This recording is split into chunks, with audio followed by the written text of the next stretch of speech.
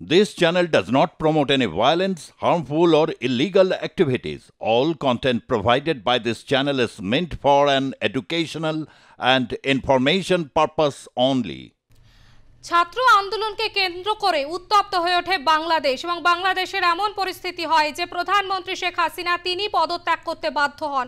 তারপর থেকে কিন্তু অশান্তময় হয়ে ওঠে বাংলাদেশ। সংখ্যালঘুদের উপর অত্যাচারের ছবি বারবার সামনে এসেছে এবং বাংলাদেশে যে সমস্ত পর্যটকরা নিয়মিত ভারতে আসতেন তারা কিন্তু আসা বন্ধ করে দেন। এরকম একটা পরিস্থিতি তৈরি হয় যে প্রত্যেকটা বাংলাদেশ এবং ভারত সীমান্তবর্তী এলাকায় বিএসএফ এর তরফ থেকে কড়া নজরদারি রাখা হয় এবং বাংলাদেশ থেকে যে সমস্ত পর্যটকরা আসেন তারা বেশিরভাগই মার্কুই স্ট্রিটে আসেন এবং সেখানেই তারা থাকতে শুরু করেন। বিভিন্ন কারণে তারা আসেন এবং এই ঘটনার পর থেকে কিন্তু অশান্ত বাংলাদেশের পরিস্থিতি কিন্তু এপার বাংলাতেও আঁচ ফেলে, যার ফলে বন্ধ হয়ে যায় বাংলাদেশ থেকে পর্যটক আসা। ভারতে আসার অপেক্ষায় বাংলাদেশের পর্যটকরা ইতিমধ্যে মোদি এবং ইউনুস বৈঠকে বরফ কি গলল সেই ছবিটা কিন্তু রীতিমতো থাকছে, সেই প্রশ্নটা কিন্তু থাকছে এবং কলকাতার মার্কুই স্ট্রিটের তত্ত্ব তালাশ কেমন আছে, মার্কুই স্ট্রিট কি পরিস্থিতি, সমস্তটা আমরা জানবো। আমাদের সঙ্গে সরাসরি রয়েছে আমাদের প্রতিনিধি শায়ন্তিকা বন্দ্যোপাধ্যায়, তার সঙ্গে আমরা যোগাযোগ করার চেষ্টা করছি। অশান্ত বাংলাদেশের পরিস্থিতি হয়ে ওঠে ছাত্র আন্দোলনকে কেন্দ্র করে।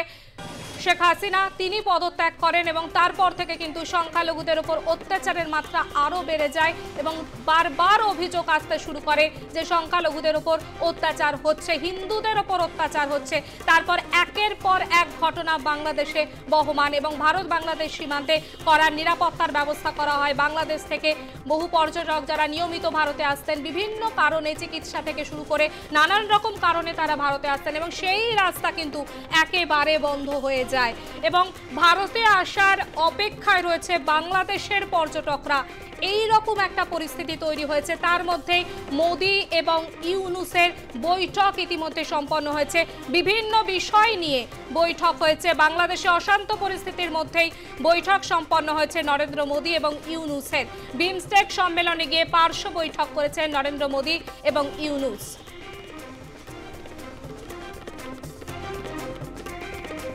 ভারতে আসার অপেক্ষায় বাংলাদেশের পর্যটকরা যে মার্কুই স্ট্রিট এবং যেখানে প্রচুর পরিমাণে বাংলাদেশি পর্যটক তারা আসেন, বসবাস করেন এবং বিভিন্ন কারণে তারা আসেন, চিকিৎসা থেকে শুরু করে নানান রকম কারণে তারা আসেন। কিন্তু এখন কেমন রয়েছে মার্কুই স্ট্রিট, কি পরিস্থিতি, সমস্তটা আমরা জানার চেষ্টা করব। কলকাতার মার্কুই স্ট্রিট যেখানে বাংলাদেশি পর্যটকরা আসেন। মোদি ইউনুস বৈঠক ইতিমধ্যে সম্পন্ন হয়েছে এবং সেখানে বেশ কিছু প্রসঙ্গ উঠেছে। একদিকে যেমন মোদি ইউনুস বৈঠকে শেখ হাসিনার প্রসঙ্গ উঠে এসেছে, হাসিনার প্রত্যর্পণ প্রসঙ্গ তুলেছে বাংলাদেশ, হাসিনার ভারতে আশ্রয় নিয়ে আপত্তিকর কথা জানিয়েছে বাংলাদেশ, এরকমটাই কিন্তু বলা হয়েছে প্রধান উপদেষ্টার প্রেস সচিব শফিকুল আলমের তরফ থেকে এবং আরও বেশ কিছু বিষয় নিয়ে বৈঠকে আলোচনা হয়েছে। তবে বাংলাদেশি পর্যটক তারা কি আবারও ভারতে আসতে পারবে সেই প্রশ্নটা কিন্তু থেকেই যাচ্ছে। কি পরিস্থিতি আমরা জানবো মার্কুই স্ট্রিটের। আমাদের সঙ্গে টেলিফোন লাইনে রয়েছে আমাদের প্রতিনিধি শায়ন্তিকা বন্দ্যোপাধ্যায়। শায়ন্তিকা, দেখো এই মুহূর্তে কিন্তু মার্কুই স্ট্রিট থেকে যে ছবিটা ধরা পড়েছে তাদের করে একেবারে ব্যবসায়ী তারা কিন্তু প্রত্যেকেই বলছেন যে গত 8 মাসে এবং ঈদের সময় তারা মারাত্মক একটা ক্ষতির সম্মুখীন হয়েছেন। কারণ এই গোটা মার্কুই স্ট্রিটের যে ব্যবসা, হোটেল হোক, রেস্টুরেন্ট হোক, জামা কাপড়ের দোকান হোক বা যে সমস্ত পরিবহন সংস্থার দোকান রয়েছে, সেই প্রত্যেকটারই আয়ের সিংহভাগ উৎস কিন্তু বাংলাদেশি পর্যটক এবং গত 8 মাসে সেই বাংলাদেশি পর্যটক আসা কার্যত বন্ধ হয়ে গিয়েছে। ঈদের সময় এই মার্কুই স্ট্রিটে মারাত্মক রকম একটা ভিড় হয়, কিন্তু এই বছর সেই ভিড়ের ছবিটা সেইভাবে কিন্তু দেখা যায়নি। হোটেল হোক বা রেস্টুরেন্ট কার্যত ফাঁকা এবং পরিবহন সংস্থার যারা এজেন্ট হয়েছেন, যাদের ব্যবসা, তারা কিন্তু বলছেন তাদের দোকান বা তাদের ব্যবসা কার্যত শ্মশান হয়ে গিয়েছে।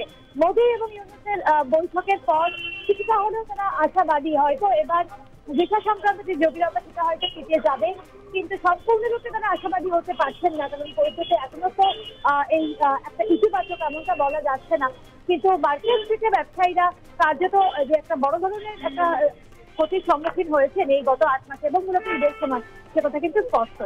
কারণ এটা ধন্যবাদ শান্তিকা বন্দ্যোপাধ্যায় আমাদের সঙ্গে টেলিফোন লাইনে ছিলেন। ভারতে আসার অপেক্ষায় বাংলাদেশের পর্যটকরা। ইতিমধ্যে মোদি এবং ইউনূসের বৈঠক হয়েছে, তাতে কি বরফ গলল? আবারও কি আগের মতো পরিস্থিতি তৈরি হবে? সেই প্রশ্নটা কিন্তু থেকেই যাচ্ছে। এটা কিছু বলা যাচ্ছে না, এখন কি কথা হয়েছে সেটা তো আমরা তো জানি না। আমাদের মেন সমস্যা যদি একটু ভিসাটা একটু বাড়িয়ে দেয় তাহলেই তো আমাদের মানে আমরা করতে পারি। সব কিছুই তো চলছে, এত না যে শুধু মানে ভিসাটাই, ট্যুরিস্ট ভিসাটাই বন্ধ, ব্যবসা বাণিজ্য সবই চলছে। এক্সপোর্ট আগে যা হতো তার থেকে বেশি পরিমাণে এক্সপোর্ট হচ্ছে, শুধু ট্যুরিস্ট ভিসাটা বন্ধ করে দিয়েছে। এইটা ট্যুরিস্ট ভিসাটা মানে একটু শিথিল করে যদি কিছুটাও যদি ছাড়ে, অন্তত ব্যবসায়িক যারা আছে তারা আমাদের এইসব পরিবহন লাইনগুলো একটু হবে। একদম শ্মশান, কোনো রকম কোনো কিছু নেই, নাথিং। যারা আসছে, দু একটা পেশেন্ট আসছে, সেই পেশেন্টগুলোই ব্যাক করছে। এই একটা বাসে 45 সিট, 10 জন 15 জন করে যাত্রী হচ্ছে। তাহলে এবার যেখানে এই ঈদের সময় মানে 7 গাড়ি 8 গাড়ি করে একটা পরিবহনে চলতো, সেখানে এক গাড়ি চালাতে গিয়ে হিমশিম, তাও সব পরিবহন মিলে, শুধু বেসিক্যালি একটা পরিবহন নয়। বদলাতে সেরকম তো কোনো দেখছি না, কোনো হবে না। ঈদ বলে না, 8 মাসের যেরকম সেভাবেই চলেছে। ঈদের জন্য আমরা যেটা ফ্যাসিলিটি পেতাম সেটা আর হইল না।